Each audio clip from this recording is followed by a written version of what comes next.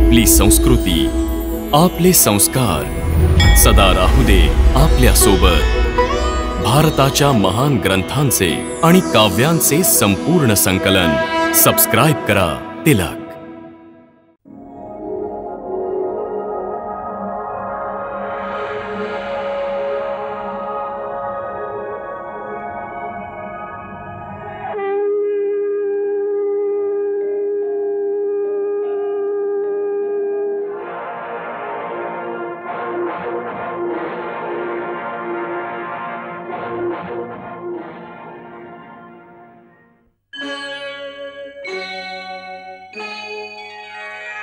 कृष्णा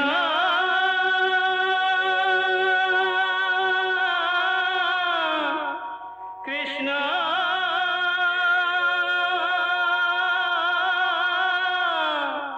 हरे कृष्णा हरे हरे।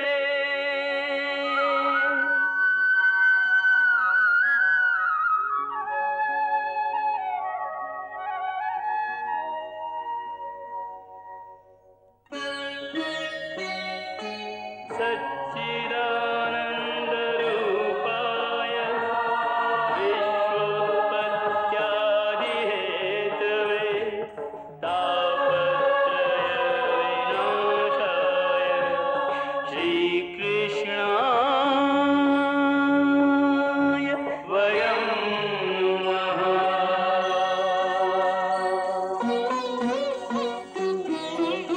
श्रीकृष्ण गोविंद हरे मुरारे, हे नाथ नारायण वासुदेव। हरे कृष्ण राधे कृष्ण राधे राधे कृष्ण कृष्ण हरे राधे कृष्ण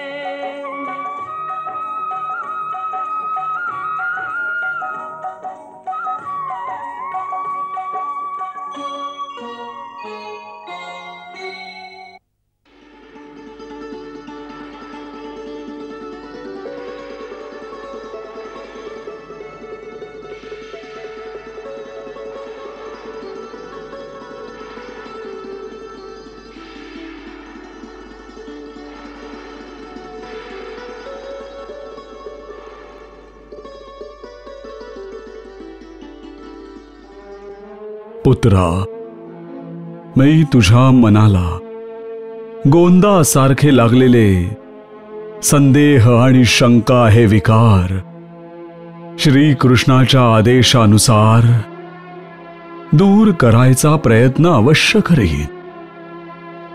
पुत्रा, राजाला जितकं त्याचा मान आणि वैभव शोभून दिसतं त्याहून कितीतरी जास्त त्याची नम्रता आणि मानवता शोभून दिसते।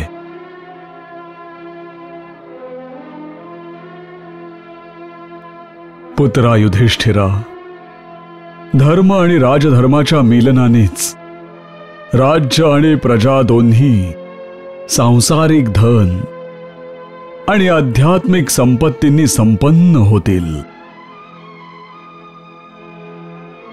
ज्या राज्यात केवळ धनच असेल आणि धर्म नसेल ते राज्य केवळ भोग विलास आणि पापांचं स्थान बनेल।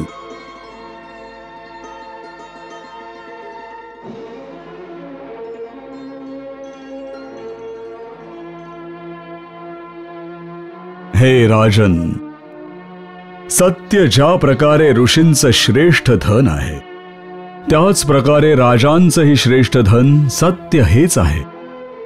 सत्यवान, सदाचारी, दयाशील, धर्मनिष्ठ, जितेंद्रिय आणि दानी राजा कधीच संपत्तीहीन होत नाही। वाईट सवयींपासून राजाला नेहमी दूर राहायला हवं।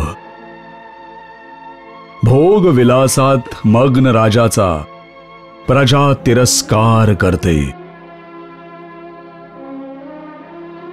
हे युधिष्ठिरा, बलवान राजाने निर्बल शत्रूला कधी तुच्छ समजू नये. कारण लक्षात ठेव, एक ठिणगी सुद्धा राजमहालाला जाळून भस्म करू शकते. थोडं विषही प्राण घेऊ शकतं. हे युधिष्ठिरा, एका राजाला कधीच निराश होऊन चालत नाही आणि ना कधी धीर सोडायचा असतो त्याने. ज्या राजामध्ये हे सगळे गुण असतात तोच राजा पृथ्वीपती बनतो. पुत्रा युधिष्ठिरा, ज्या राजाचे सल्लागार राजाला चुकीचा सल्ला देतात त्या राजाचं पतन निश्चित आहे.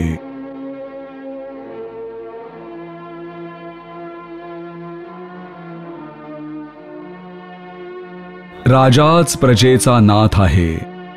राजाशिवाय प्रजा अनाथ आहे. हे युधिष्ठिरा, आपल्या मनातल्या व्यथेने व्यथित होऊन आणि राज्याप्रती आपल्या कर्तव्यापासून दूर पळून तुला हस्तिनापूरच्या प्रजेला अनाथ करायचं आहे.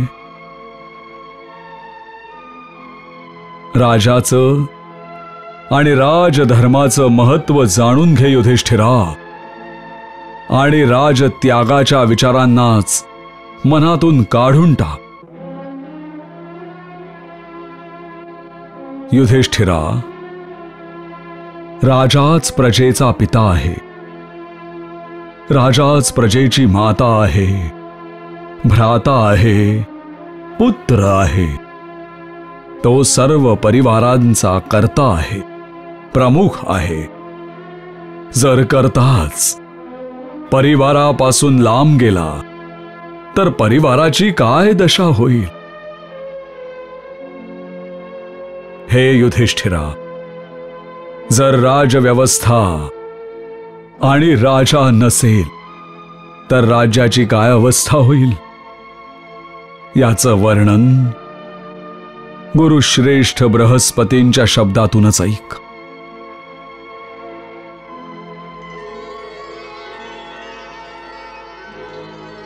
जर राजा नसेल तर प्रजेचा नाश होईल. राज्यात अराजकता माजेल. स्त्री, पुत्र, परिवार, संपत्तीचा ऱ्हास होऊन जाईल. धर्माचरण करणाऱ्यांवर अत्याचार होतील. अधर्माला प्रतिष्ठा मिळेल. माता, पिता, गुरु, आचार्य आणि थोड्या मोठ्यांना अपमानित केलं जाईल. राज्यात हाहाकार पसरेल. हाहाकार.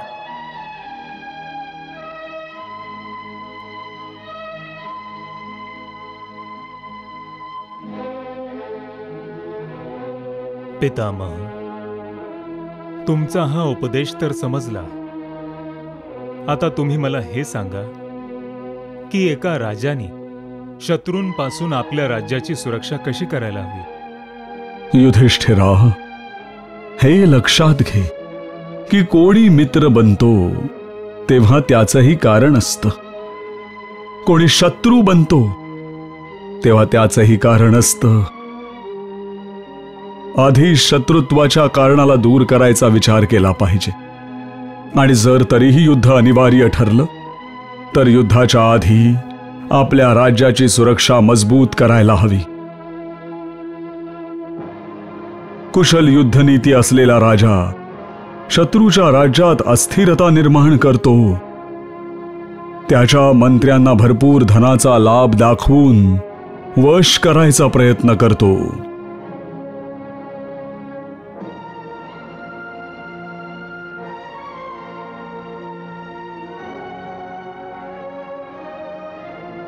शत्रू राज्याच्या प्रजेत कलह निर्माण करतो, ज्यामुळे प्रजेमध्ये असंतोष निर्माण होतो आणि शत्रू कमकुवत होतो.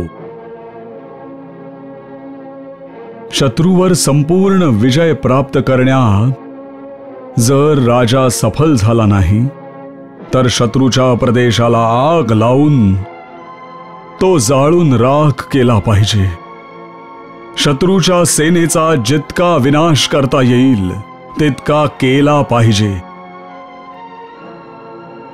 नद्यांवर बांधलेले पूल उद्ध्वस्त करून टाकले पाहिजेत.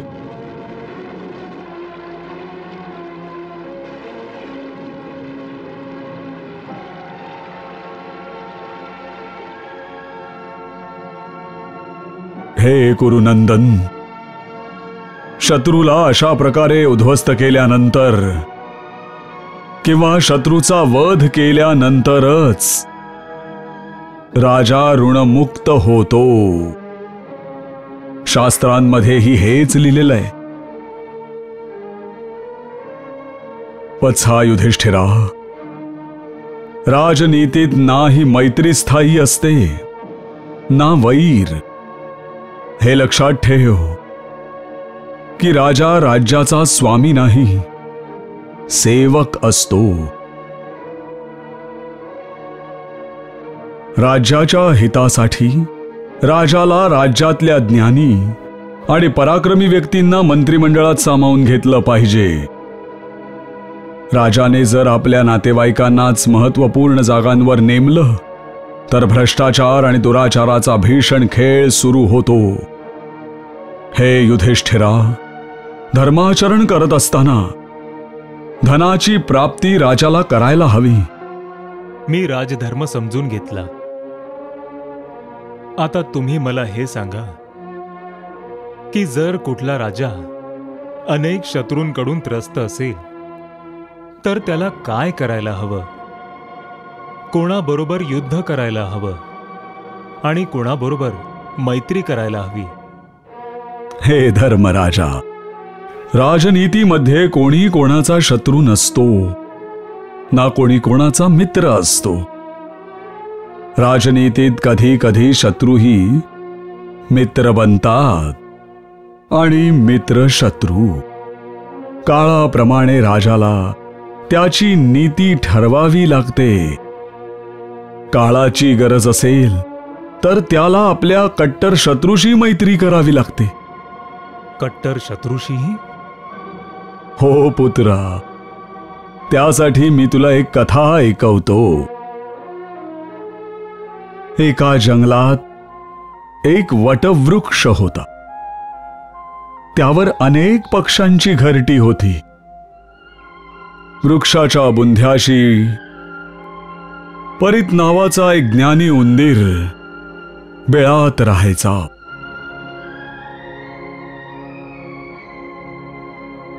वृक्षाच्या आश्रयाला लोमक नावाची एक मांजरही आली. ती वटवृक्षाच्या पारंब्यांवरून चढून झाडावर जायची आणि पक्ष्यांना खाऊन टाकायची. लोमक परीतलाही खायचा खूप प्रयत्न करायची, पण तो लगेच त्याच्या बिळात लपून बसायचा. त्यामुळे लोमक परीतला खाऊ शकायची नाही. एक दिवस त्या जंगलात एक शिकारी आला. त्याने जाळं टाकलं आणि त्या जाळ्यात एक हरिण सापडलं.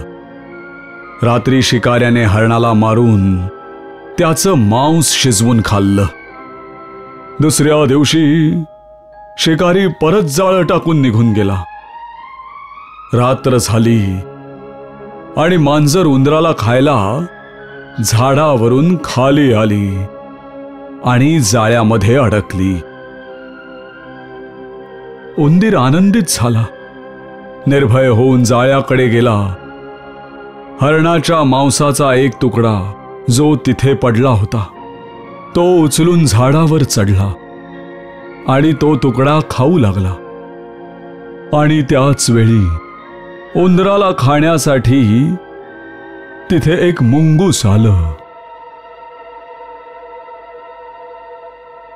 मुंगुसाच्या रूपात आपल्या मृत्यूला बघून उंदीर घाबरला. लगेच झाडावर अजून वरती जाण्यासाठी तो वरती बघू लागला. तेव्हा त्याला झाडावर बसलेलं एक घुबड दिसलं. उंदीर परत घाबरला. इथेही मृत्यू आणि तिथेही मृत्यू. वर चढला तर घुबड त्याला खाईल.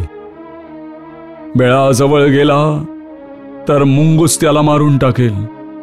आणि जर जाळं तोडून मांजर बाहेर आली तर ती पण त्याला जिवंत सोडणार नाही. 3 वेगवेगळ्या दिशांना 3 वेगवेगळे शत्रू. तिन्ही बलशाली होते, पण त्या उंदराकडे कुशाग्र बुद्धी होती. त्याने एक युक्ती लढवली आणि त्याच्या कट्टर शत्रू मांजरीशी मैत्री केली. तो मांजरीला म्हणाला, हे बघ लोमक, घुबड आणि मुंगूस मला मारून टाकतील.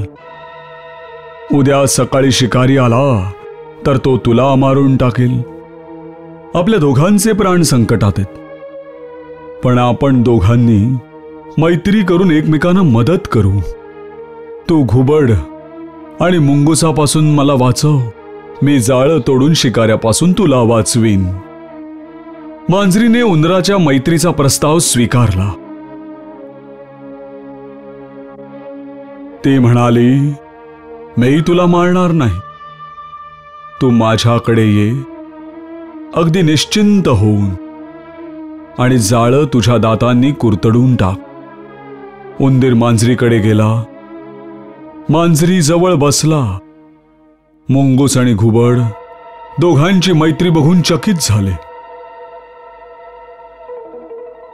दोघेही उंदराचं काहीच करू शकले नाहीत आणि तिथून निघून गेले.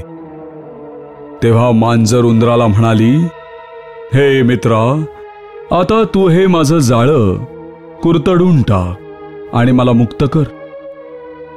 उंदीर म्हणाला, नाही मित्रा, जर आता मी हे जाळं तोडलं आणि तुला मुक्त केलं तर तू मला लगेच खाऊन टाकशील.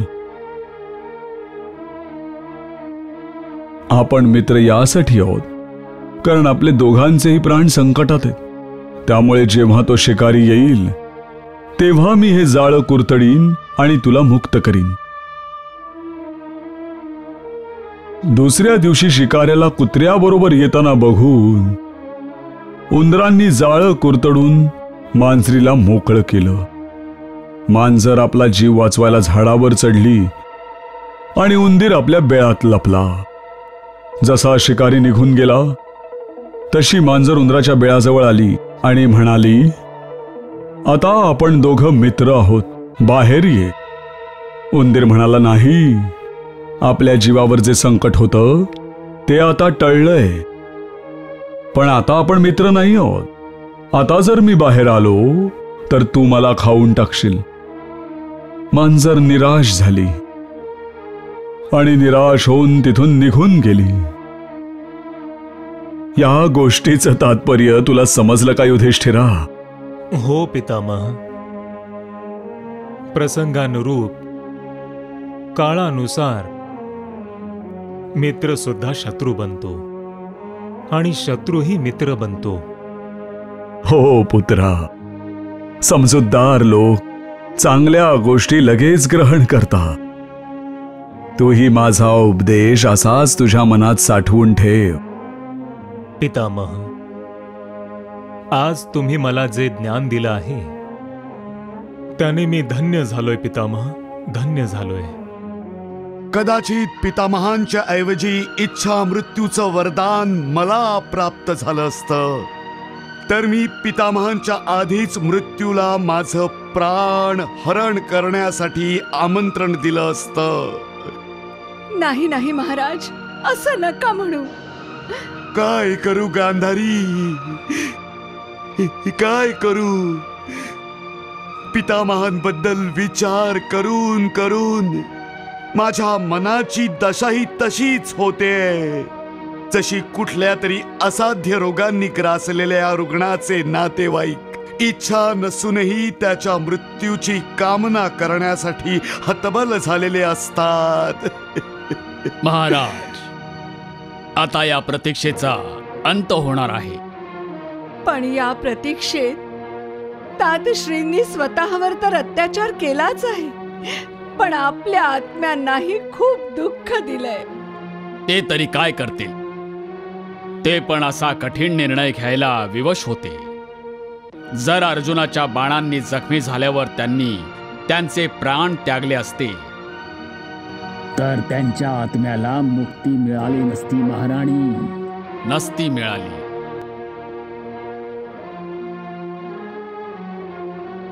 त्यावेळी सूर्य दक्षिणायनात होता, म्हणून पितामह सूर्याच्या उत्तरायणात यायची प्रतीक्षा करत होते. आणि आता सूर्याने उत्तरायणात प्रवेश केला आहे. अर्थात त्यांच्यापासून आपल्या वियोगाची वेळ जवळ आलीये. हो.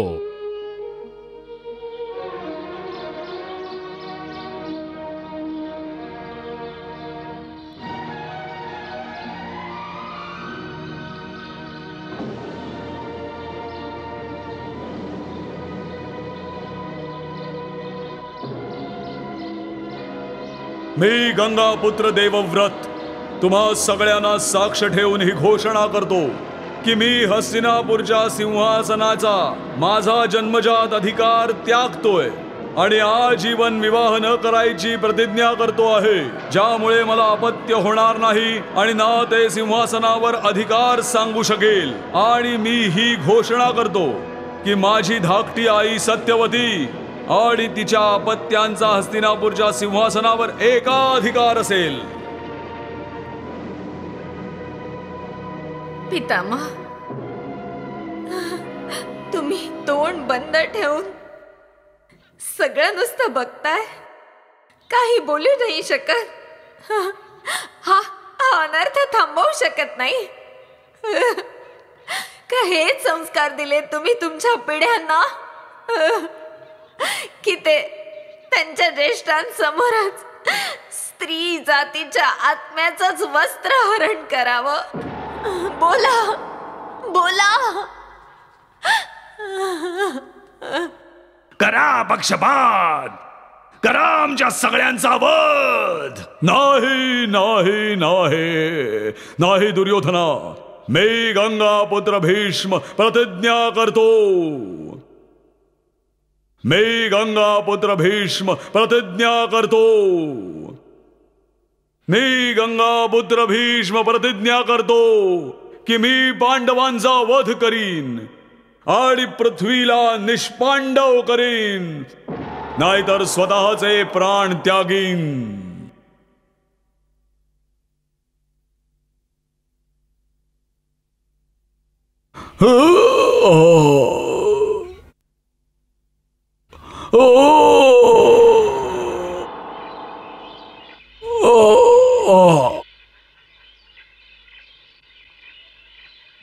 वीर सिंह. बोला महाराज. उत्तरायणाचा प्रारंभ झालाय. हस्तिनापुरात मकर संक्रांतीच्या मुहूर्तावर दान धर्म केला जात असेल, पूजा अर्चा सुरू असेल, उत्सव साजरा केला जात असेल. हो महाराज. तो महाराज युधिष्ठिरांना संदेश पाठव की मला धृतराष्ट्र, गांधारी आणि सगळ्यांनाच भेटायचं आहे. आणि हो, तू महाराजांपर्यंत माझी इच्छा पोचव की मला भगवान श्रीकृष्णांचं दर्शनही घ्यायचंय. महाराज युधिष्ठिरांनी माझ्या वतीने भगवान श्रीकृष्णांना सगळ्यांसोबत इथे यायची विनंती करायचे कष्ट घ्यावेत. तुमच्या आज्ञेचं पालन होईल महाराज.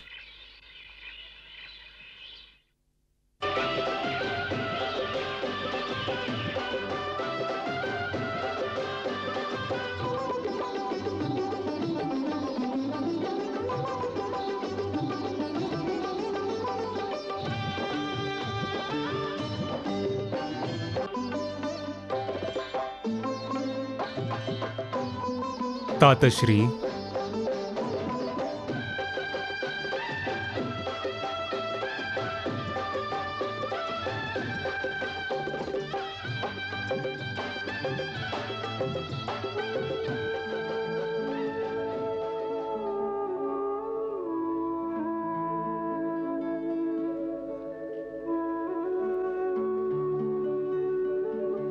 हे मातेश्वरी गंगे, मला दर्शन दे.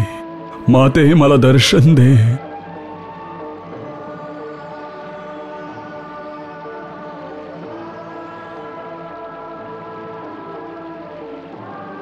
प्रणाम माते. पुत्र, तू खूप व्याकुळ दिसतोयस. तुला काही पीडा होते का? नाही माते. भगवान श्री कृष्णांच्या आशीर्वादाने माझ्या शरीराच्या सगळ्या वेदना दूर झाल्या आहेत. मग तू असा व्याकुळ का आहेस पुत्र? माते, मी केवळ तुमच्या दर्शनासाठी व्याकुळ होतो. मला वाटत होतं माझ्या प्राणांचा त्याग करण्याआधी मला माझ्या मातेचं दर्शन व्हावं आणि गंगा देवींच्या पवित्र जलाने हे माझं नश्वर शरीर सुद्धा मी पवित्र करावं. माझे जलप्राशन तू अवश्य कर पुत्र. तुला तृप्त बघून माझा आत्मा सुद्धा तृप्त होईल.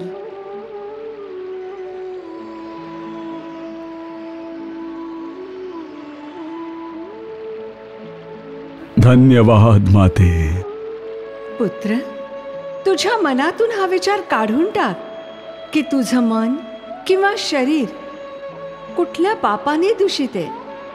पुत्र, मला अभिमान वाटतो की मी तुझ्यासारख्या महान आत्म्याला जन्म दिला. तू आजही नवजात बालकाप्रमाणे निष्पाप आहेस. तरीही या अंतिम क्षणी मनाला असं वाटतंय की जर का माझ्या हातून कुठलं पाप झालं असेल तर त्यातून सुद्धा मी मोकळं व्हावं आणि माझ्या आत्म्याला मुक्ती प्राप्त व्हावी.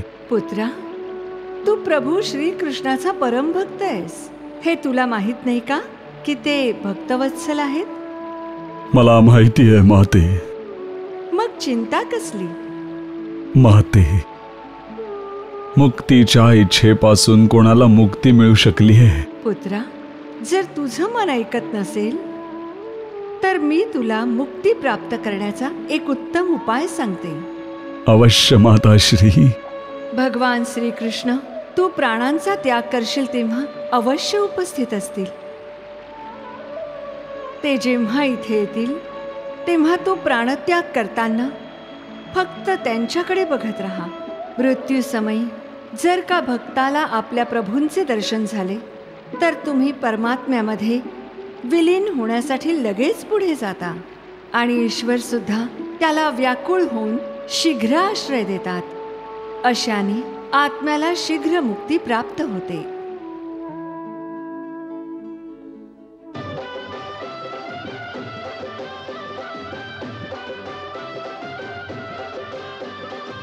वासुदेवा,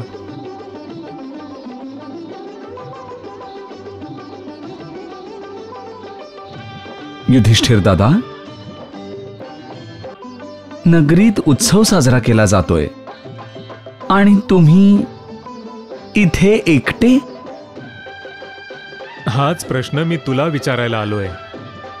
नगरीत मकर संक्रांतीच्या निमित्ताने उत्सव साजरा होत आहे आणि तू इथे एकांतात ध्यान लावून बसला आहेस. मला आश्चर्य वाटतंय केशवा. काय झालं युधिष्ठिर दादा? का म्हणजे तू स्वतः ईश्वर आहेस. मग तू कोणाचं ध्यान करतोयस केशवा? युधिष्ठिर दादा, तुमच्याशी जेव्हा कोणी काही बोलायला येतं तेव्हा तुम्ही सगळं सोडून फक्त त्याच्या बोलण्याकडे लक्ष देता की नाही? हो, ऐकतो ना. तर मग जेव्हा माझे भक्त माझ्यासाठी ध्यान लावतात तेव्हा मी त्यांच्यापासून ध्यान कसं हटवू? परंतु आता नगरीचा उत्सव सोडून यावेळी असा कुठला भक्त आहे ज्याच्याकडे तू ध्यान लावून बसला आहेस कृष्ण? तुम्हाला बरोबर समजलंय.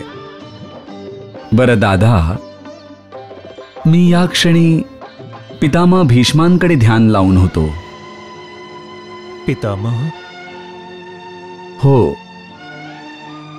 उत्तरायणाच्या या शुभ समयी संपूर्ण पृथ्वी आनंद साजरा करते आहे, परंतु पितामहांसाठी नाही.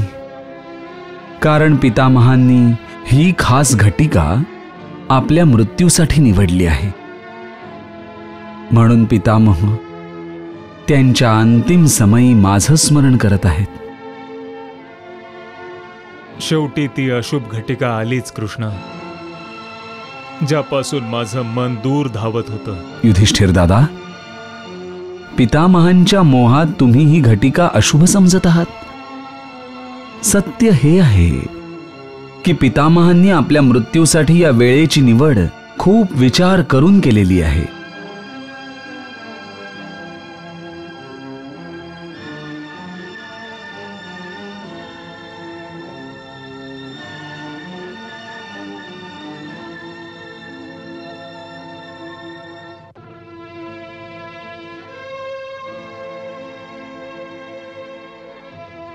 युधिष्ठिर दादा, तुम्ही तर भाऊक व्हायला लागलात. युधिष्ठिर दादा, नाही, असे अश्रू नाही ढाळायचे. एक ना एक दिवस आपल्या सगळ्यांना कायमचं हे सगळं सोडून जायचंय. मग दुःख कशासाठी? दुःख या गोष्टीचं आहे केशवा, की आता आपल्याला पितामहांना निरोप द्यावा लागणार आहे. आपण सगळे इथे आनंदोत्सव साजरा करत आहोत, नाच गाणं करतोय.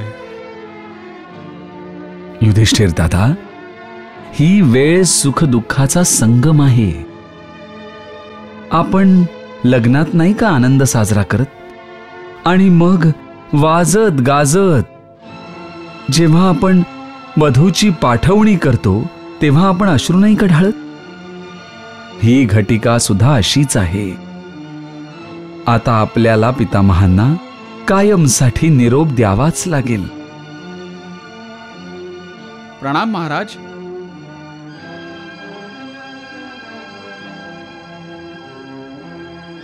काय झालं प्रहरी? महाराज, वीरसिंह पितामहांचा सेवक आपल्यासाठी पितामह भीष्मांचा निरोप घेऊन आलाय. युधिष्ठिर दादा, कदाचित पितामहांनी आपल्या सगळ्यांना बोलावलंय. महाराज, त्यांना धृतराष्ट्र आणि गांधारी देवींसह सगळ्यांना भेटायचं आहे आणि भगवान श्रीकृष्णांचं दर्शन करायचं आहे. चला युधिष्ठिर दादा, पितामह आपली प्रतीक्षा करतायत. चला.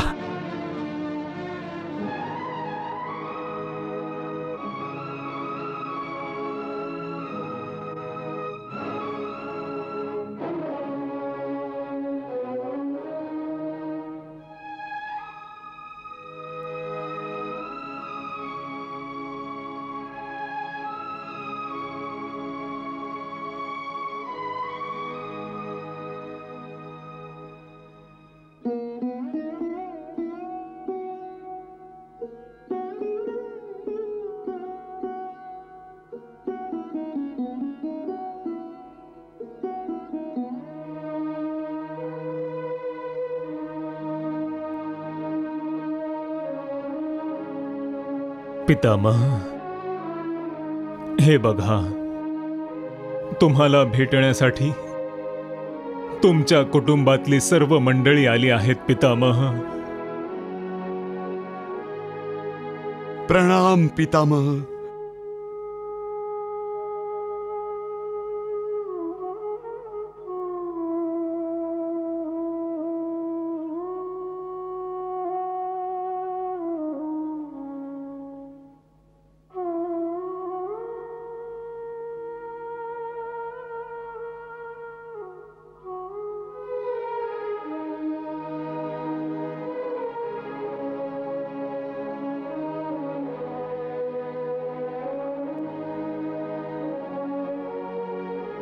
माझ्या प्रियजनांना इथे बघून माझं मन प्रसन्न झालेलं आहे.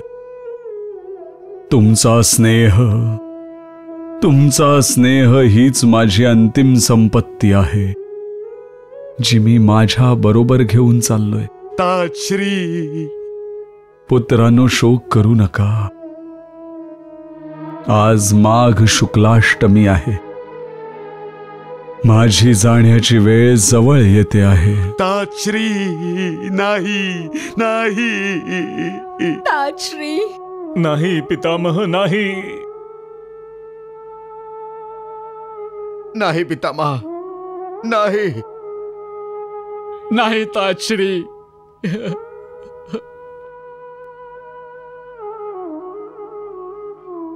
नाही पितामह, नाही.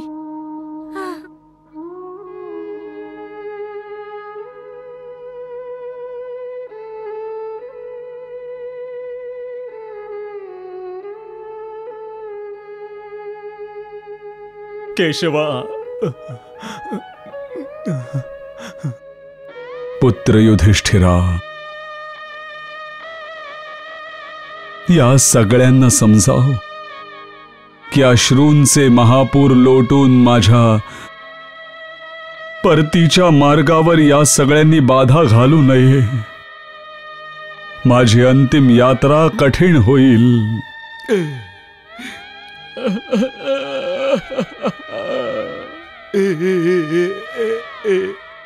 पुत्रा धृतराष्ट्रा,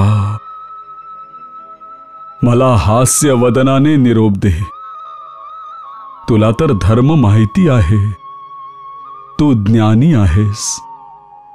अरे मग मोहाच्या का अधीन होतोयस? पुत्रा, सगळं काही प्रारब्धाप्रमाणेच होतं ना, मग हा शोक का? हे धृतराष्ट्रा, हे गांधारी, हे कुंती, हे पांडवांनो, माझा अंतिम उपदेश स्मरणात ठेवा. सदा सर्वदा सत्याचं पालन करा. सत्या इतकं सामर्थ्यशाली दुसरं काहीही नसतं. पुत्रा युधिष्ठिरा, पृथ्वीचं पालन धर्माने कर.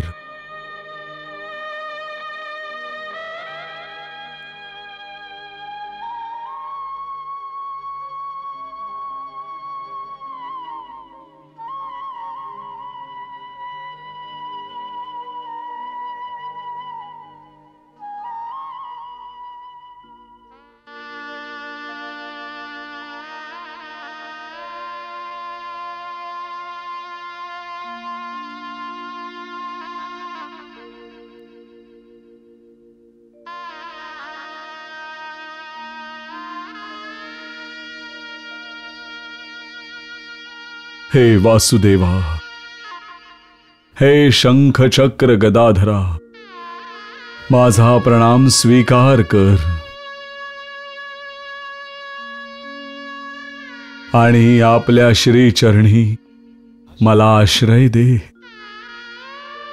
प्रभू, माझी खूप इच्छा होती की मला या युद्धामध्ये तुमच्या हातून मृत्यू यावा आणि माझ्या आत्म्याला त्वरित मोक्ष प्राप्ती व्हावी.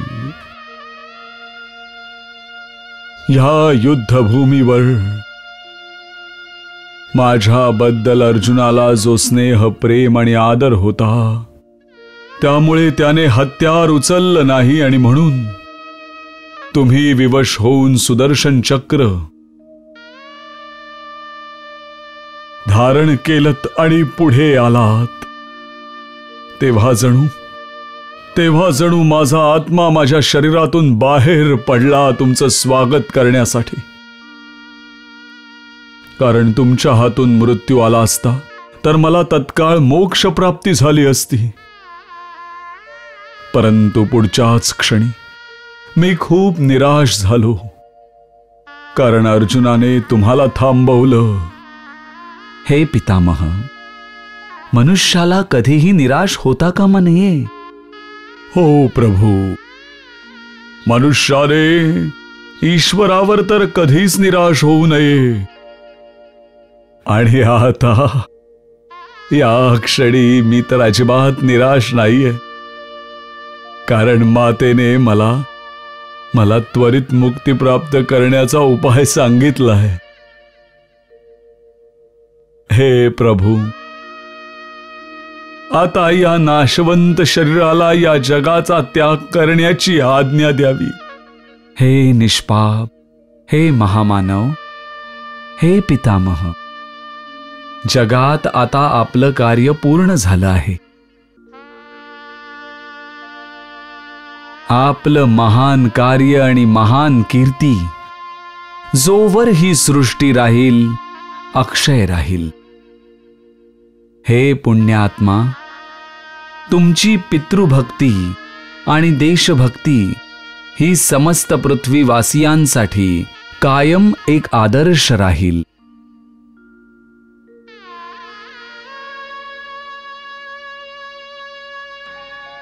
हे प्रभू, माझा अंतिम काळ जवळ आला आहे.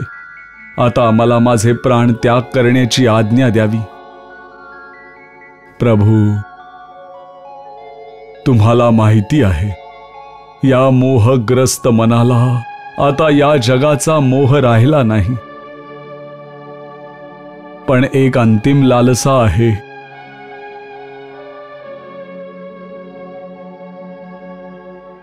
प्रभू, या अंतिम समयी तुम्ही मला दर्शन द्यायचं वचन दिलं होतं.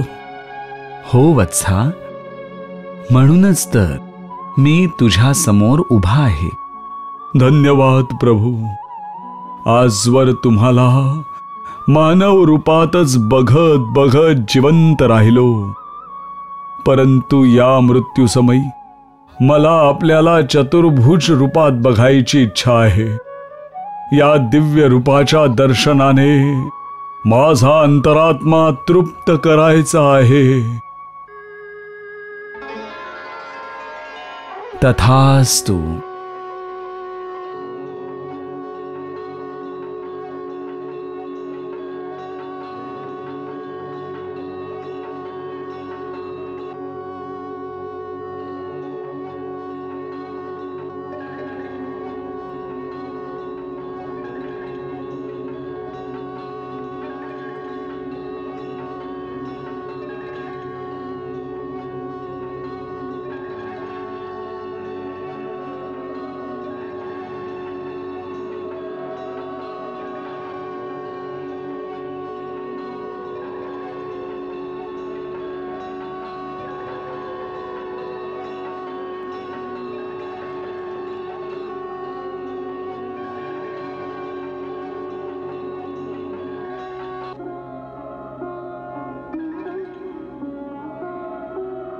हे प्रभू, गंगा मातेने मला सांगितलं होतं की तुम्हाला समक्ष ठेवूनच मी माझ्या शरीराचा त्याग करा.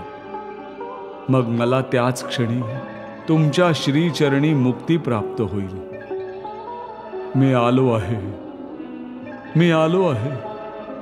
आता आपल्या श्रीचरणी मला मुक्ती द्या, स्थान द्या. देवव्रता, तू माझा परमभक्त आहेस. तुझ्यासारख्या महान आत्म्याला मुक्ती मागावी लागत नाही. तुझ्यासारख्या भक्तांसाठी मुक्ती स्वयं हात जोडून उभी असते. ज्या प्रकारे तुला इच्छा मृत्यूचं वरदान प्राप्त आहे, त्याच प्रकारे माझ्या परमभक्तांना इच्छा मुक्तीचा अधिकार असतो. तर आता जर तुझी इच्छा असेल तर मी तुला या क्षणी परमधाम प्रदान करू शकतो, परंतु मी तुला त्याही पेक्षा उंच स्थान प्रदान करू इच्छितो. प्रभू, तुमच्या परमधामापेक्षा उच्च स्थान दुसरं कोणतं असू शकतं? मातेची कूस. देवव्रता, प्राणी मात्राला त्याची माता ही त्याच्या ईश्वरापेक्षाही उच्च असते. म्हणून मातेची कूस ही माझ्या परमधामापेक्षाही सर्वोच्च आहे. हे बघ, देह लोकाच्या बाहेर तुझी माता बाहू पसरून तुझी प्रतीक्षा करते आहे.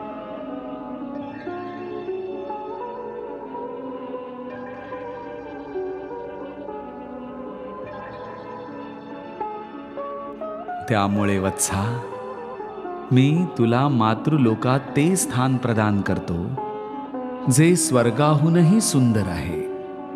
जा वत्सा, तिथे सुद्धा तुला माझ्याच श्रीचरणी राहण्याचा आनंद प्राप्त होईल, कारण तुझी माता गंगा सुद्धा तिथेच राहते. वत्सा, नवजात आणि निष्पाप शिशूप्रमाणे तू आपल्या मातेच्या कुशीत सामावून जा. जा.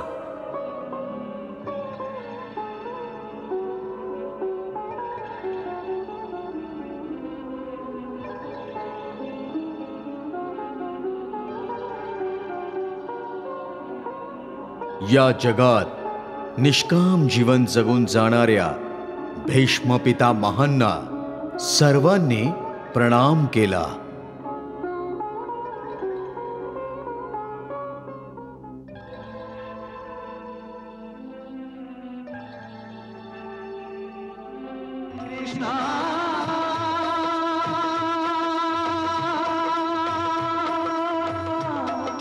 Hare Krishna